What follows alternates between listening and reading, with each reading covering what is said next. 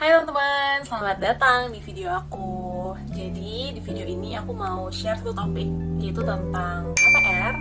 Kenapa? Karena akhir-akhir ini banyak nih teman-teman, khususnya yang seumuran aku, mungkin mulai cari tahu tentang apa itu KPR, gimana sih caranya, gimana sih cara beli rumah, dan lain sebagainya.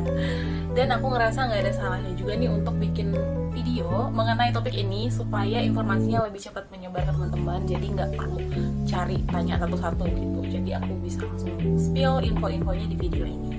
Di video ini aku akan bahas 5 topik. Yang pertama, apa itu KPR? Yang kedua, gimana cara mengajukan KPR? Yang ketiga, apa aja syarat-syarat pengajuan KPR? Yang keempat, biaya-biaya yang dikeluarkan saat mengajukan KPR. Dan yang kelima, informasi penting tambahan. Nah, yang pertama kita bahas dulu apa sih sebenarnya KPR itu. Nah, KPR ini kita berangkat dari kepanjangannya aja ya, yaitu kredit kepemilikan rumah. Sebenarnya properti yang dibeli nggak harus rumah, nggak terbatas di rumah, bisa jadi apartemen atau properti lainnya juga. Tapi konteks ini kita bahasnya rumah dulu kali ya.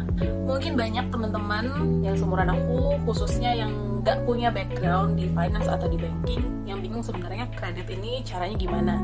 Simpelnya adalah kita mau beli rumah, tapi mungkin uang kita nggak cukup, jadi kita pinjam uang ke bank.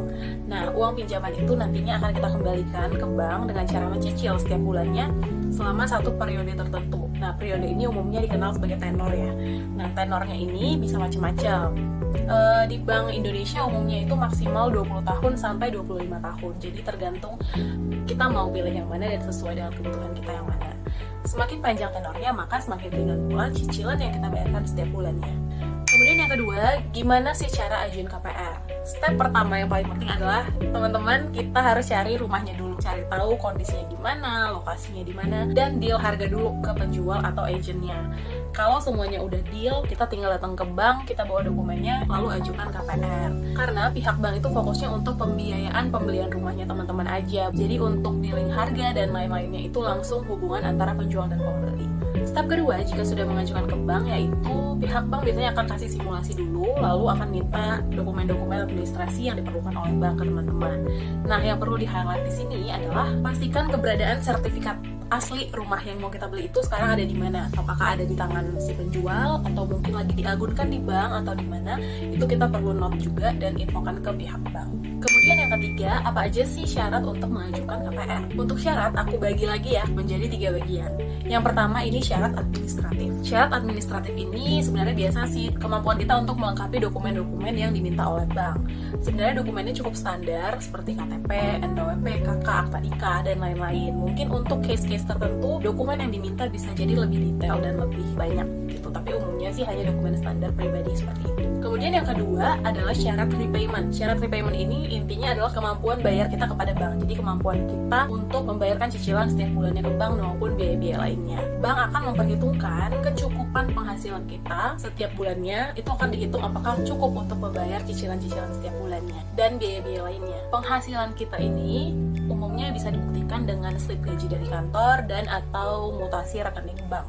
Kemudian yang ketiga adalah syarat agunan. Syarat agunan ini maksudnya adalah bank juga akan memperhatikan kondisi aset yang mau kita beli gitu. Jadi bank akan meminta pihak ketiga nih untuk menilai kira-kira harga rumah yang mau kita beli ini berapa. Jadi bank akan punya penilaian sendiri terhadap aset yang mau kita beli. Biasanya penilaiannya ini ada banyak faktor. Umumnya yang dilihat itu apakah kondisi bangunannya masih layak, terus apakah jalan di depannya bisa dilewatin mobil, apakah dekat dengan fasilitas umum dan lain sebagainya. Jadi banyak beberapa faktor pertimbangan yang nanti dipakai oleh bank untuk menganalisa agunan kita. Nah, jika ketiga syarat ini sudah dipenuhi, maka harusnya sih pengajuan KPR-nya bisa mulus sampai dengan pencairan.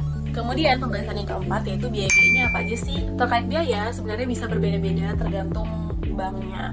Tapi umumnya biayanya itu ada biaya admin, biaya provisi, biaya appraisal agunan, biaya asuransi jiwa, dan biaya asuransi kerugian. 5 biaya tadi dibayarkan ke bank. Nah, di luar biaya itu ada juga biaya yang perlu kita bayarkan seperti biaya notaris dan juga pajak jual beli. Selain itu, poin yang perlu di-note juga adalah besaran DP yang sanggup kita bayarkan. Nah, biasanya umumnya itu DP-nya minimal di 10%. Jadi misalnya nih kita mau beli rumah seharga 1M, kita harus menyiapkan uang sebesar 10%, berarti 100 juta sebagai DP kita. Jadi kita pinjam uang ke banknya hanya 900 juta, 100 jutanya dari dana kita sendiri.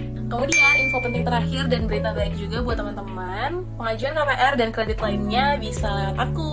Jadi teman-teman nggak perlu repot tanya sana sini, boleh ke aku aja. Kalau yang mau konsultasi atau tanya-tanya bisa DM IG aku dulu di @niansavero, nanti aku akan jawab di situ. Sekian video informasi dari aku, semoga bermanfaat dan berguna buat teman-teman. Terima kasih.